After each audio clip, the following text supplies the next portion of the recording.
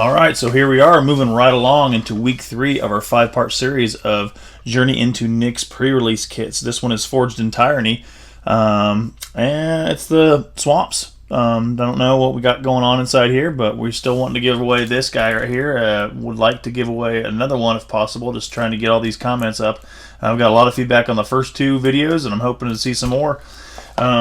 So without further ado, I'm Brian from Less Magic More Gathering, and let's crack into this bad beast. Let's see what cool stuff we've got. Alright, so gonna have the same thing essentially. Each card is gonna be specifically based around the color, it looks like.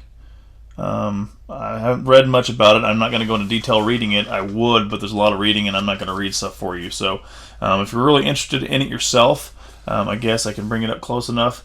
I didn't do it for the first 2 videos, but if you ask nicely and later down the road you want to know what that says, I can do a little camera feed of all the cards so that you can read them all and see what's going on with them. But you can always pause it and read it. So that's what Forged in Tyranny is.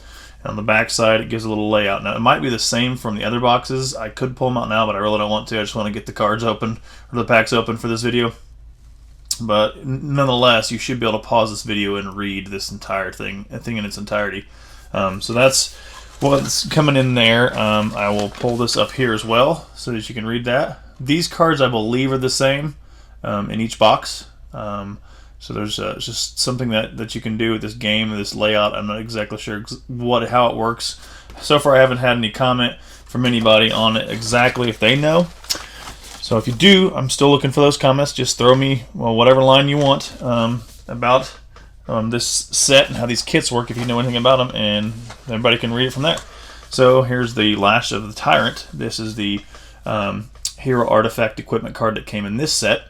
Or this kit. So this one's equipped creature gets a +1/+2 and has Death Touch. Equipped cost is 2 for that. And there's codes on the back here for this. I don't know. Like I said, I don't think they work anymore, but it'd be cool if they did. And our pre-release is the Doomwake Giant, enchantment giant creature. So you see the stamp on there and the foil. So it's an enchantment creature giant constellation. Whenever Doomwake Giant or another enchantment enters the battlefield under your control, creatures your opponents control get a -1/-1 to a turn. So with him entering the battlefield, already being on the battlefield, if you're able to play a couple different enchantments while it's your turn, you can really take your opponent's creatures out of the game real quick with having this guy on the field to play. So not bad at all. Pretty cool. It's a good card. And it seems to be the same. So yeah, we've got the black colored die here, spin down die with the Journey to Nyx symbol. So I imagine we'll get that for all of them, which the other ones were the same. So 2 Journey to Nyx packs, Born of the Gods, and 2 Theros, just like last time. So we'll set those aside. We'll start with Born of the Gods, go into Theros, and then hit Journey to Nyx. So I guess we'll do it this way. Cross your fingers. Maybe we'll get lucky and get one of those God packs where you open it up and like every card in here is a mythic rare God card. Yeah, that'd be pretty cool.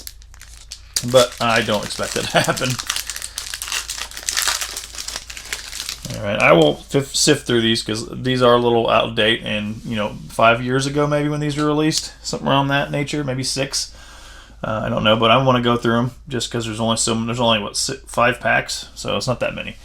Alright, so maybe just read them. Maybe read them, but not get into detail with them. Sphinx's Disciple is a 5-drop. Come on now. We had this issue the other night. 5-drop, flying creature, human wizard. It has inspired whenever Sphinx's Disciple becomes untapped, draw a card. It's a 2/2.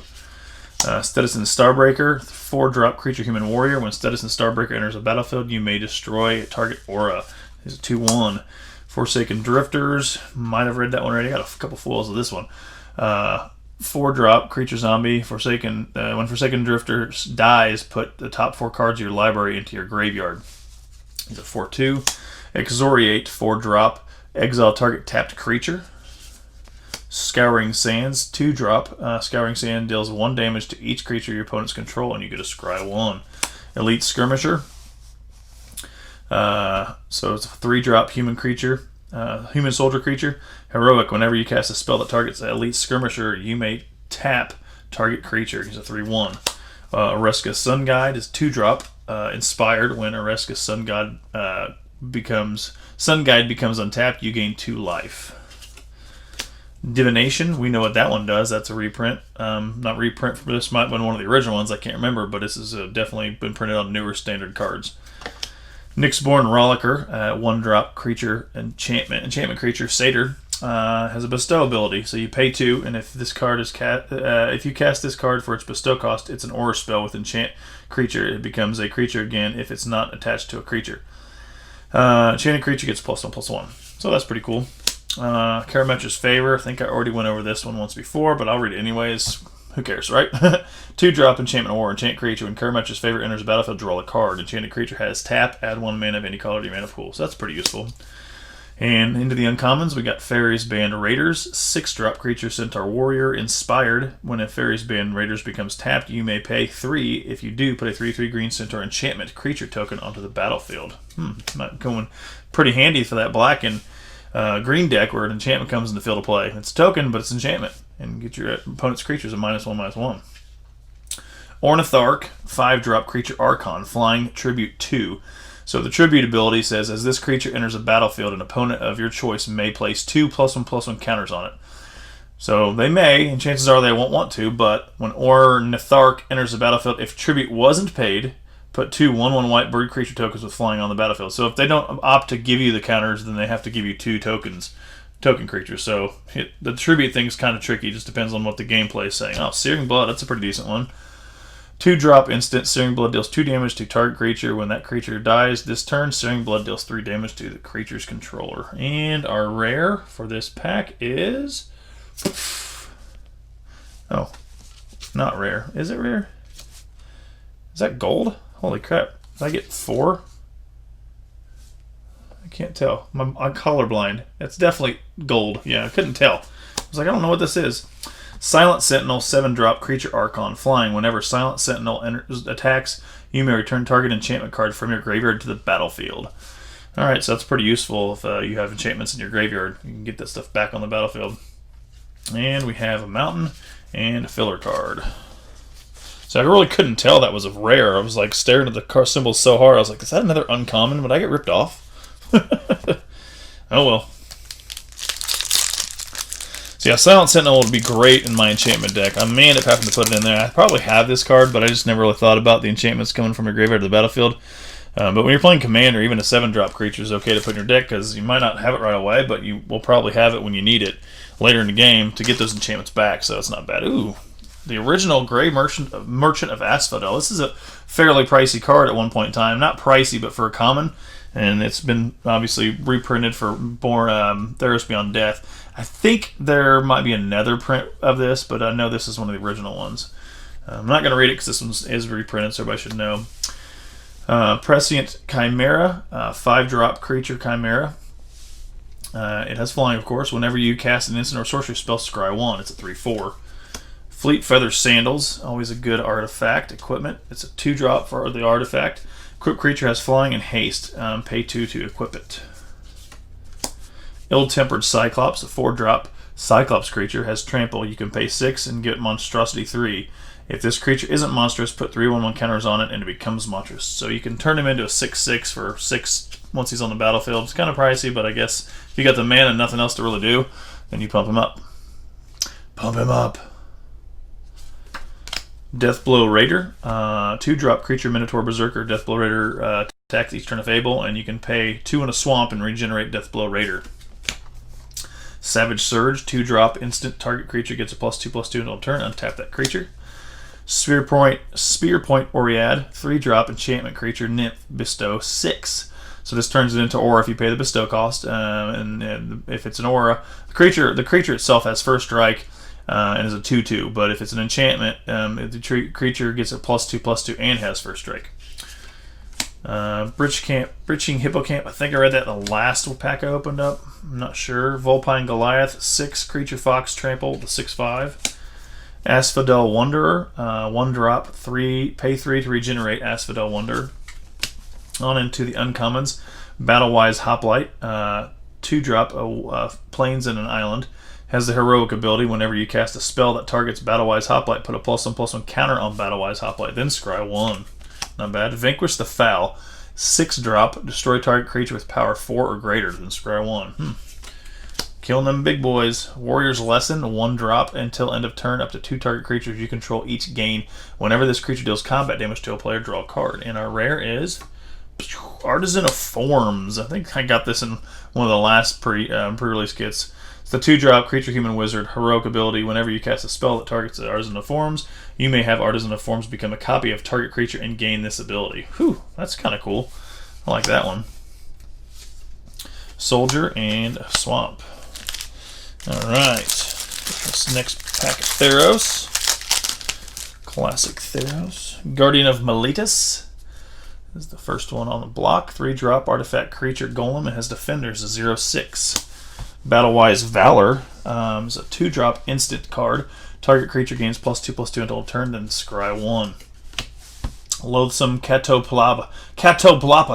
6-drop creature beast. Pay 2 in a forest. Loathsome Catoplas must be blocked this turn if able.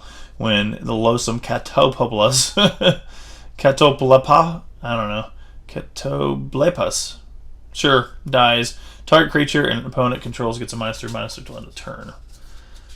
That's not bad. Omen Speaker, that was a reprint also in Battle Bond, so I'm not going to read it. I think it might be something a little newer too.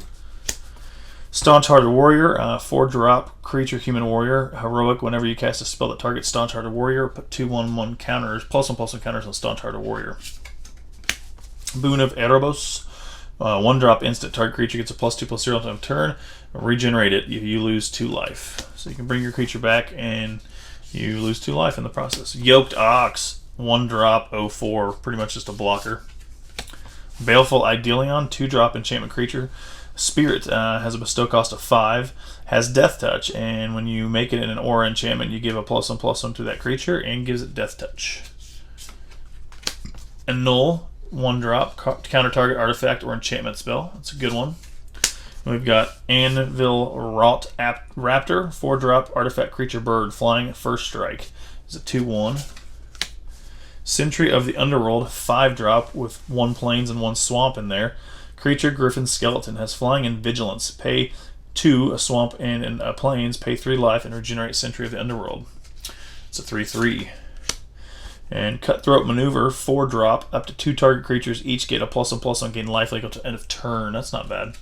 And our rare is Ember Swallower. Well, these packs are a bust. Ember Swallow is pretty common rare that you get almost in all. I mean, I've probably opened up a handful of them with the Theros box I had, plus multiple other back boxes, and then random foils that you buy from people across the web. I know you're just getting junk, but I swear this thing comes in a lot.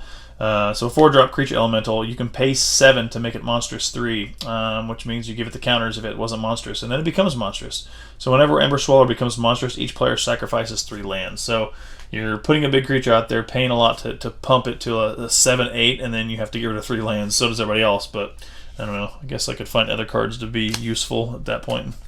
And a plains and a filler card. All right, so there we have it. We've got, we'll move these off to the side. That's what we got out of our Theros packs. Now moving on to Journey into Nyx. So we got a mythic rare god card out of the first 2 kits. We're crossing our fingers for one out of this. So I got 2 more packs to hopefully get one. All right, we got Ajani's Presence. It is a 1-drop instant card. It has Strive ability. Ajani's Presence costs 3 more to cast for each target beyond the first. So any number of target creatures each get a +1/+1 and get indestructible in a turn. So I mean, I guess if you have a decent amount of mana, you can give a couple creatures a +1/+1 and make them indestructible, which might be huge, depending on what the scenario is. Golden Hind is a 2-drop creature elk. You tap it and add a forest to your mana pool. It's a 2/1. Feast of Dreams, 2-drop, destroy target creature, destroy target enchanted creature or enchantment creature. So get rid of enchantments. Cloaked Siren, 4-drop creature. Siren, it's a flash ability, has flying, is a 3/2. Lightning Diadem, 6-drop enchantment aura. Enchant creature. When Lightning Diadem enters the battlefield, it deals 2 damage to target creature or player. Enchanted creature gets a +2/+2. Not bad. Laguna Band Trailblazer is a 1-drop heroic. Whenever you cast a spell that targets Laguna Band Trailblazer, put a +1/+1 counter on Laguna Band Trailblazer. It's an 0/4. Ferris Band Thunderhoof, 5-drop creature centaur warrior, has heroic ability. Whenever you cast a spell that targets Ferris Band Thunderhoof, put 2+1/+1 counters on Ferris Band Thunderhoof. It is a 3/4. Thunderhoof, Gluttonous Cyclops, 6-drop creature Cyclops. Pay 7 for Monstrosity 3, and you can pump it to an 8/7 if you do that. Blood Crazed Hoplite, 2-drop creature human soldier. Whenever it has heroic ability, whenever you cast a spell that targets Blood Crazed Hoplite, put a +1/+1 counter on it. Whenever a +1/+1 counter is placed on Blood Crazed Hoplite, remove a +1/+1 counter from target creature and opponent controls. So I guess if you're both shooting for some counters in your decks, you can just take them away with this guy. So that's kind of a cool card. Oppressive Rays, 1-drop enchantment aura. Enchant creature. Enchanted creature can't attack or block unless its controller pays 3. Activated abilities of enchanted creature cost 3 more to activate. Well, that's one way to lock somebody up for cheap. Dang. I mean, granted, they could pay for it, but like if they're having to pay 3 every time to get something to happen, you're really slowing down their playability. Alright, uncommons, we got Basara Tower Archer, is a 2-drop hexproof creature with reach and is a 2/1. Nyx Weaver, multicolored 3-drop creature, enchantment creature, spider, has reach, and at the beginning of your upkeep, put the top 2 cards of your library into your graveyard. Pay 3, with forest and swamp included, and exile Nyx Weaver. Return target card from your graveyard to your hand. Solidarity of Heroes is a 2-drop instant. Has the strive ability. Solidarity of Heroes costs an additional colorless and a forest more to cast if each target beyond the first. For each target beyond the first, choose any number of target creatures, double the number of 1/1 counters on each of them. Ooh, there's your counter pumps. And our rare is Dictate of the Twin Gods. It's not a bad one. This is a decent rare. So it's a 5-drop enchantment flash. Flash ability. If a source would deal damage to a permanent or player, it deals double that damage to that permanent or player instead.